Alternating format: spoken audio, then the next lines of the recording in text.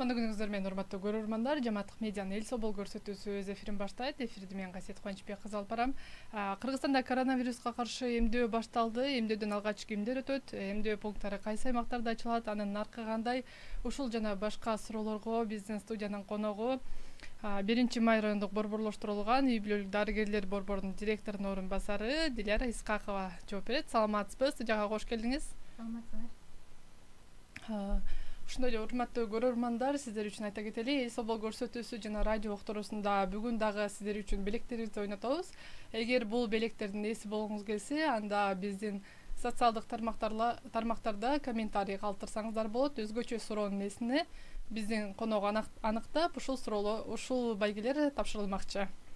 Анда маегибизди баштайлы. Негизи Кыргызстанда коронавируска каршы эмдөө башталды, кечөөдөн башталды болсо керек.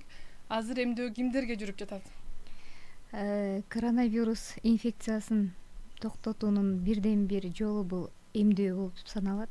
Ушу эмдөө жолу менен биз ушу коронавирусту жеңебиз деген максатыбыз бар. Бул Кыргызстанда 29 мартта кечээ күнү башталды.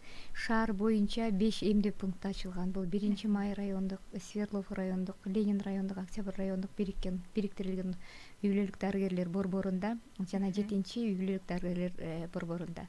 Андан сырткары Чүй областы боюнча 2 эмдөө пункту, Ош областында 2, Ош шаарында 2 эмдөө пункту ачылган.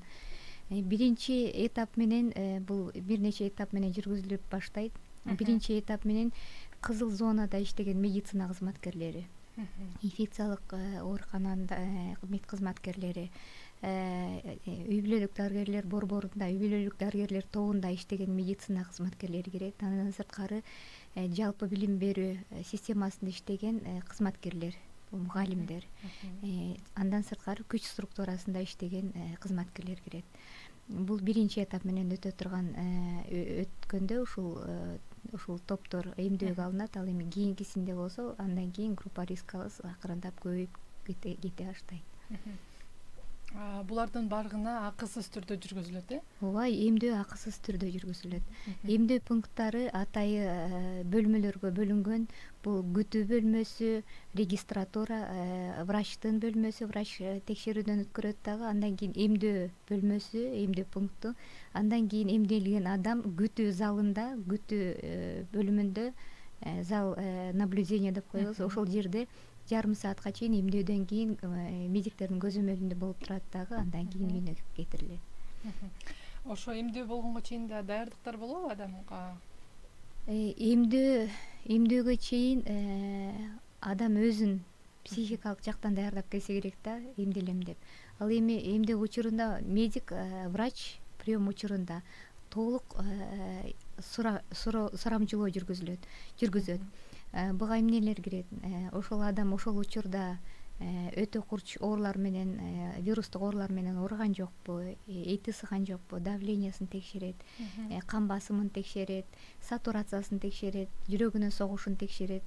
Андан сырткары ошол сурамжылоо учурунда күчтүү аллергиялык реакция болгон эмеспи буга чейин, кандай бир заттарга аллергия жокпу, боюнда жокпу эгер аял киши болсо, эмчек эмизбейби. Анан 18 жашка чейинки балдар эмделбейт, 18 жашка чейинки жарандар эмдөөгө катышпайт. Ушул сурамжылоолордон кийин ден соолугун тактап, жакын арада дагы бир сурай турган нерсеси, бул жакын арада ошо ковид больной менен контакт болгон жокпу, оорулуулар менен контакт болгон жокпу, белгилери байкалган жокпу.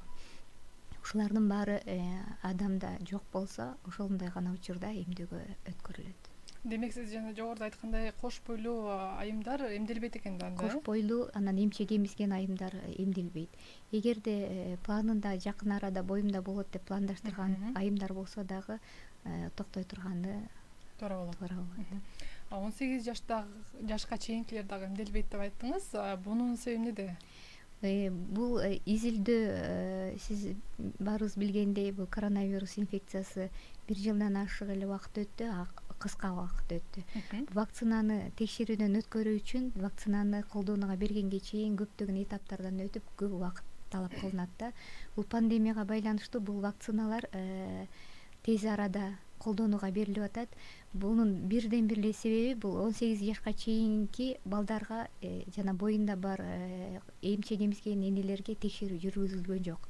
Мындайча айтканда испытательный период болгон жок да буларга. Ошол себептен булар азырынча группа рискага да кирбейт. Себеби дегенде балдар 18 жашка чейинки балдар жаш өзү көргөзүп аткандай бул вирус менен жеңил өтүп атышат, жеңил ооруп атышат. Анан ошол себептен бул балдар текшерүүдөн өтпөгөндүктөн буларга азыр эмдөө жүргүзбөйбүз. Рахмат. Азыр бизге социалдык тармактардан суроо келип атат. Биринчи эле ошо Мерима Талайбекова деген көрөрманыбыздан суроо келди. Ар бир региондо барбы дейт. Эмдөө жөнүндө сурап атса керек. Эмдөө биринчи этап бул биринчи башталышында бул Бишкек шаарында, Ош шаарында жана Чүй областында гана башталып атат. Бул акырындап бул областка тарайт. Акырын этап менен тарайт. Жакын арада аларга дагы региондорго дагы вакцина пункттары ачыла баштайт. Урматтуу көрөрмандар жана угармандар, биз сиздердин эсиңиздерге сала кетели. Эл Собол көрсөтүүсүндө ушу коронавируска каршы эмдөө тууралуу маектешип жатабыз. Эфирде 1-май райондук борборлоштурулган үй бүлөлүк дарыгерлер борборунун директорунун орун басары Дилара Исхакова биздин суроолорго жооп берип жатат. Сиз дагы өзүңүз кызыккан суроону калтырсаңыздар болот. Албетте биз жооп алып берүүгө кызыктарбыз. Бекер вакцина деп калдыңыз, бирок ошол эле учурда азыр кадимки жарандар, тобокелтөккө кирбегендер сатып алышы керек дегендер сөздөр айтылып атат да.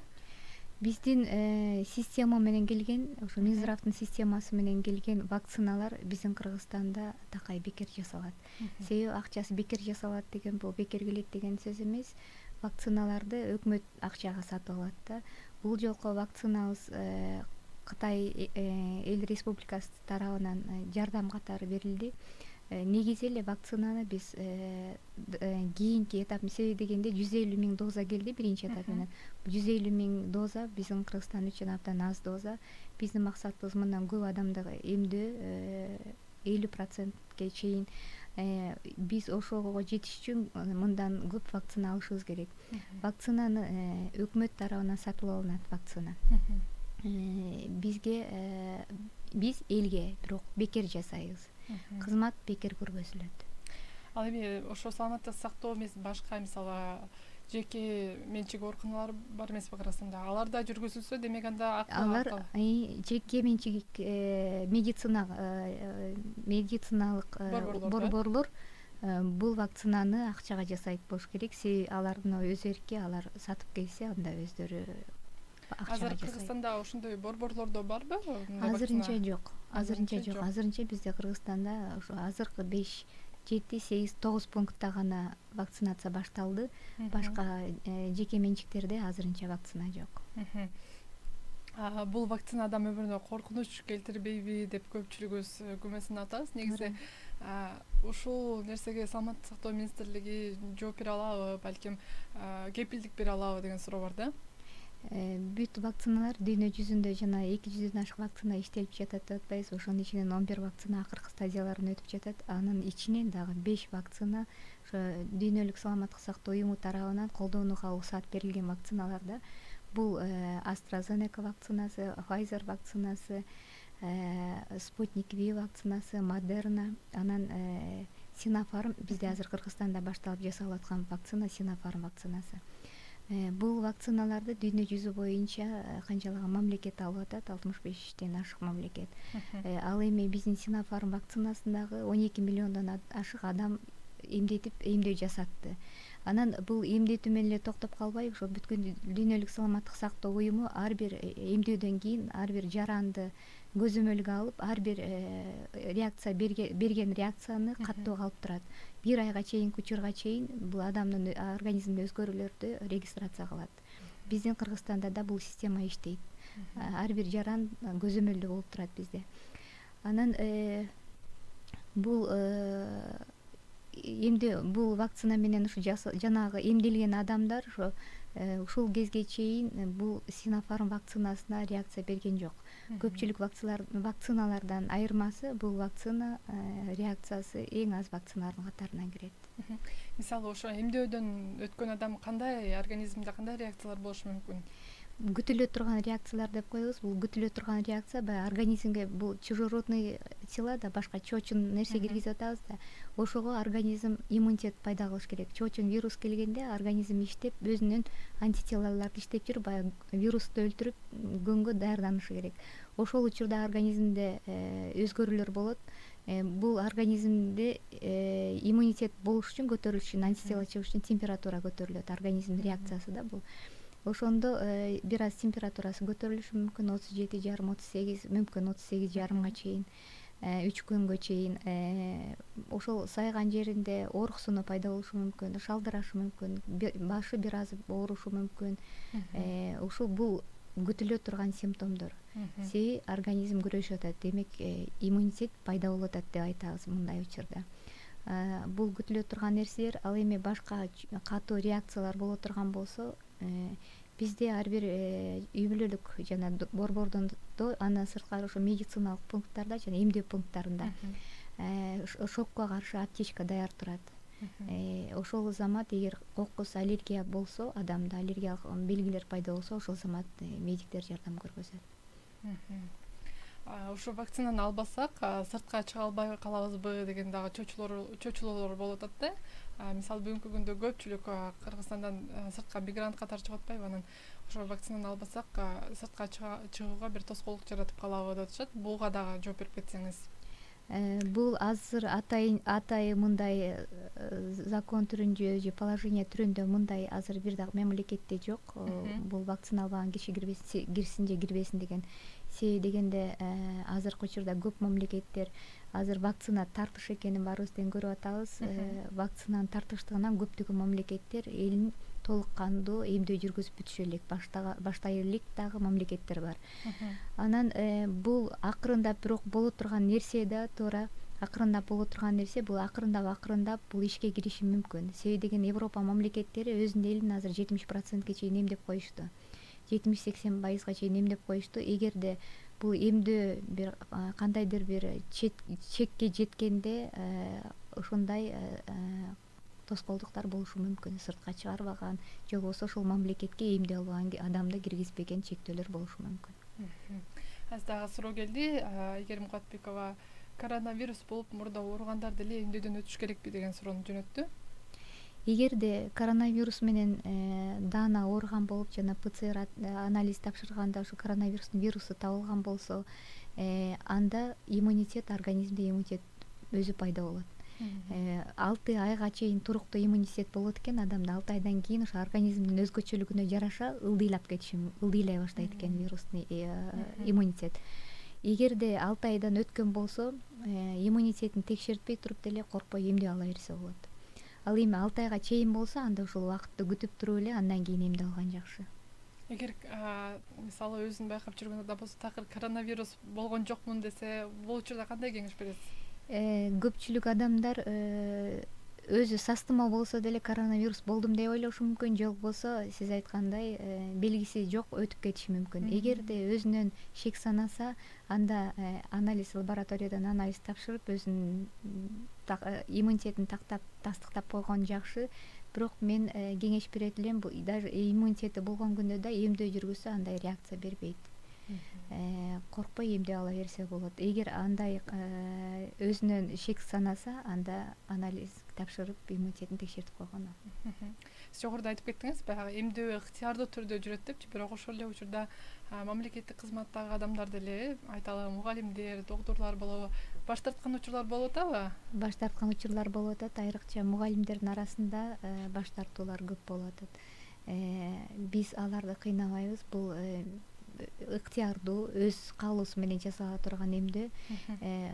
Ошо эмдөө жасата турган адам ошо прививочный пунктка барганда дагы атай кагаз толтурулат.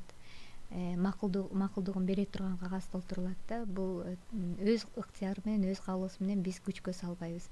Жумушта эч кандай чектөөлөр болбойт, эч кандай куугунтуктоолор болбойт, эмдөө алган жоксуң деген. Жакшы экен. Азыр ошо Кытайдан Sinopharm деген вакцинаны колдонуп баштадык. Негизи Орусиядан келе турган вакцинаны колдонуу пландалып жатты эле. Мындай өзгөрүүнүн себеби эмне болду? Ошону мен жооп бере албайм да. Себеби дегенде биз дагы деле күтүп атабыз. Себеби деген Спутник V вакцинасын да очередь кезекке туруп күтүп аткан мамлекеттер абдан көп экенин билебиз. Спутник V вакцинасы өзүнүн элине дагы толук кандоо жетип эмдеп бүтүшө элек.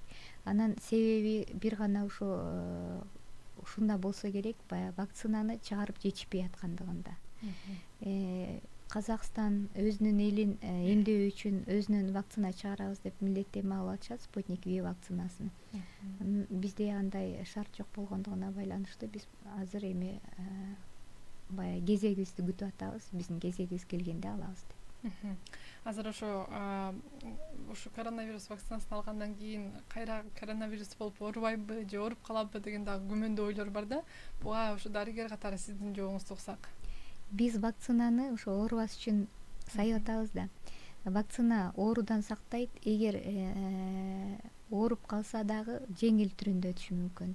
Билинбеген түрдө өтүп кетиши мүмкүн. Бирок баягыдай катуу ооруп, катуу жыгылып калуу болбойт. Ошол себептен вакцина жасалып жатат. Сиз жогоруда айтып өткөндөй, азыр биринчи кезекте Чүй облусунун жарандары эмдөөдөн өтө алат экен. Бирок алыскы аймактардан мен эмдөөдөн өтүшүм керек болчу деген адам болсо каяка кайрыла алат? Жакын арада чет региондордо да жакын арада ачылышы күтүлүп жатат азыркы учурда. Эгерде ушундай бир зарыл алыш керек деген жарандар болсо, келип шаардан алганга эмнеге болбосун. Ыктыярдуу түрдө жашаган жеринен справка жок, эч кандай эч нерсе талап кылынбайт. Паспортун ала келсе, себеби дегенде паспорту менен регистрация болот. Жакшы экен. Урматтуу көрөрмандар, биздин эфирде коронавируска каршы эмдөө тууралуу маек болуп жатат. Студиябызда 1-Май райондук борборлоштурган үй-бүлөлүк дарыгерлер борборунун директорунун орун басары Диляра Исхакова конокто. Диляра айым, өзүңүз айтып кетсеңиз, балким сиз деле күчү же бүгүн эмдөөдөн өткөндүрсүз же өтөттүрсүз. Сиздин ошо дарыгер катары өзүңүздүн пландарыңыз кандай болуп атат? Мен кечээ эмдетем деп өзүмдү ушинтип өзүм даярданып алып баргам. Кечээ кезектин көптүгүнө байланыштуу жетишпей калдым. Кечээ 7-үй бүлөлүк борборунда ачылыш болду. Зам министрлер ошол жактан эмдөө алышты. Анан ошол жакта кезек ушундай көп болгондуктан мен өзүбүздөн алайын деп чечтим. Бизде 1-Май үй бүлөлүк дарыгерлер борборунда да эмдөө эртең башталат. Буюрса мен өзүбүздөн алам эртең биринчи. Эртең башталат экен, жакшы. Ошо көчө эмдөөдөн өткөндөрдүн абалы боюнча бир орчундуу көйгөйлөр жаралган жокпу? Жок, жаралган жок. Бүгүн ошо эмдөө алгандарды чалып телефон аркылуу байланышты. Эмдөө алгандардын акыбалдары жакшы. Негизи ошо эмдөөгө чейин дарыгерлер өзүңүздөр кантип даярданасыздар? Биз дагы кадимки жарандар дагы биз балким эмдөө кылабыз десек, даярданып алуу жолдорун дагы үйрөнсөк да. Мүмкүн болушунча оорубаганга аракет кылыш керек. Састымоонун белгилери болсо кое турган жакшы. Андан сырткары ошо инфекциялык оорулар менен ооруган адамдар менен контакт болбогонго, коронавирус менен ооруган адамдар менен контакт болбогонго аракет кылыш керек. Баягы деле сыртка чыкканда, маршруткада жүргөндө, көпчүлүккө киргенде маска тагынуу эрежесин, баягы социалдык дистанцированияны унутпаганга, колубузду бат-баттан жууп, өзүбүздү сактап турганга аракет кылышыбыз керек. Эмдөө алгандан кийин да баягы иммунитет бүгүн алса эртең эле иммунитет пайда болуп кетпейт да. Ошол себептен эмдөө алгандан кийин да өзүн сактаганга аракет кылыш керек да. Бул вакцинация 2 этап менен өтөт. Алгандан кийин 21-28 күндүн ичинде экинчи эмдөө алыш керек. Ошондо иммунитети толук болот. Ошол убакытка чейин, ошол аралыкка чейин мүмкүн болушунча өзүн кичине аяп турган туура. Демек, бир гана жолу албайт экенбиз, 2 жолу алат экенбиз. 2 жолу. Азыр дагы суроо келди. Вакцинаны канча жаштан үйдө алса болот дейт. Көрөрманыбыз кийинчерээк кошулуп калды окшойт, бирок дагы деле жооп берип коелу. Эмдөө 18 жаштан башталат. 18 жаштан үйдө, анан боюнда бар айымдар жана эмчек эмизген айымдар албайт. Башка адамдар алса болот. Эмдөө препараты кайсы өлкөнүкү деген да суроо келди. Буга жооп бердиңиз, бирок дагы да жооп бергенге туура келет. Синофарм Кытай эл республикасынан келген вакцина. Кытай республикасында 3 вакцина жасалган. Ошонун ичинен эң көп колдонулганы, чет жактарда колдонулган вакцина Синофарм вакцинасы. Биз билген мамлекеттерден Араб Эмиратында колдонулуп атат, Турцияда колдонулуп атат, Өзбекстандагы ошо Синофарм вакцинасы менен эмдөө баштады. Биз билгенден ошо Өзбекстан бизге чейин баштады эртерээк. Ал өлкөдө азыр кандай жылыштар болуп атат, кандай өзгөчөлүктөр болуп атат, балким сиздин маалыматыңыз болсо? Ушул боюнча жакшы маалыматым жок. Бир айта турганым, себеби кечээ эле ошо ВОЗдун бир презентациясын окудум. Дагы деле бул вакцинага реакциялар болгон жок, катталган эмес. Бул вакцинага реакция каттала элек. Ошо 150 000 доза деп айтып өттүңүз, жаңылбасам. Дагы Синофармды берүү ой тилеги барбы Кытай Республикасына, же балким биз сатып алуу пландар? Негизи 150 000 доза 75 000 эле адамга жетет да. Ошондо мен кечээ брифингден уктум, ошо дагы да сүйлөшүүлөр жүргүзүлүп атканын. Кытай Республикасы менен дагы да сүйлөшүүлөр жүргүзүлүп, ушул вакцинаны дагы кайра алганга. Бул жолу өзүбүздүн Кыргызстандын акчасына алабыз го. Негизи эл ичинде мындай сөз жок эмес да, вакцинасыз деле ооруну жеңип өтөбүз дегенчи. Сиз дарыгер катары кандай ой пикирдесиз, элге кайрылууңуз кандай? Эгерде бул организмде оорудан кийин иммунитет калып, андан кийин экинчи жолу оорубай турганыбыз далил болсо, же болбосо кийин жок дегенде жеңил ооруйт десек, анда өзүбүздүн иммунитетке таянып коркпой жүрсөк болот эле. Азыр биз башка мамлекеттердин практикасын көрүп атабыз. Европада кайрадан коронавирус баш көтөрүп, кайрадан баягы жайындагыдай, жазындагыдай көтөрүлүүлөр болуп, элдер ооруп башташты. Кайрадан кайталап оорулган жарандар катталып атат. Ошол себептен бул коронавирусту жеңүүнүн, ошондон арылуунун бир эле жолу бул вакцина жасоо, вакцинация. Себеби дегенде ар бир адам өзгөчө, башкача көтөргөнүн азыр биз жашоодо көрдүк, практикадан көрдүк. Жаш карысына карабай, бул жеңил өтөт, бул оор өтөт дегенине карабай, ар бир организмде ар башкача болду. Жаштардын арасында да катуу ооругандар катталды. Бул оору менен анан ошо ооруган маалда жана антип көптөгөн дары ичип, ушунча стресске түшүп кыйналгандан көрө вакцина алып, 1-2 күн кыйналып, анан экинчи оорубай койгон жакшыбы дейм. Азыр дагы кеч кирип калган угармандардан суроо келип атат. Аларга дагы жооп берип өтөлү. Кечирим сурайм сиз үчүн.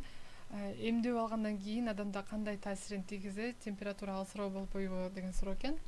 2-3 күн бул инактированный вакцинада, ошол башка вакциналар сыяктуу эле, бул дагы эмдөө алгандан кийин 2-3 күнгө чейин бир аз температурасы көтөрүлүшү мүмкүн, алы кетип шалдырашы мүмкүн, башы бир аз оорушу мүмкүн, ийне сайган жери бир аз ооруксунат. Бул күтүлө турган реакциялар. Бул 2-3 күндө жоголуп кетет. Диляра Табалдиевна, азыр биздин эфирибиз жыйынтыкталып жатат. Анан ошол суроолор келди. Кайсы суроо сизге өзгөчө эсиңизде калган болсо, ошол суроону атап койсоңуз, биз бул белектин эсин табалы. Жана за границага киргизбейби деген суроо, бул чын эле азыр учурда көп адамдын көйгөйлүү проблемасы экен да. Себеби дегенде ушул суроо менен мага да бир топ жерден суроо беришти. Биздин кыргыз элибизде чет жакка кетип иштегени, эс алганы кете турган жарандар көп экен. Анан чын эле бул биринчи кызыктуу суроо, жакшы суроо экен. Анан биринчи да проблема да биз үчүн. Чоң рахмат. Анда ушул суроонун эсине ушул белекти кармакчыбыз. Урматтуу көрөрмандар, эс ол көрсөтүүсү жана радио уктуруусунун бүгүнкү темасы коронавируска каршы эмдөө тууралуу болду. Эфирде 1-Май райондук борборлоштурулган үй бүлөлүк дарыгерлер борборунун директорунун орун басары Диляра Исхакова биздин суроолорго жооп берди. Диляра Табалдиевна, сизге терең ыраазычылык билдиребиз. Эфирге келип, ошо биздин суроолорго жооп бергениңизге, сиздин да ишиңизге ийгилик кааламакчыбыз. Чоң рахмат. Ал эми жалпы көрөрмандар, кийинки эфирлерден көрүшкөнчө эсен туруңуздар демекчибиз.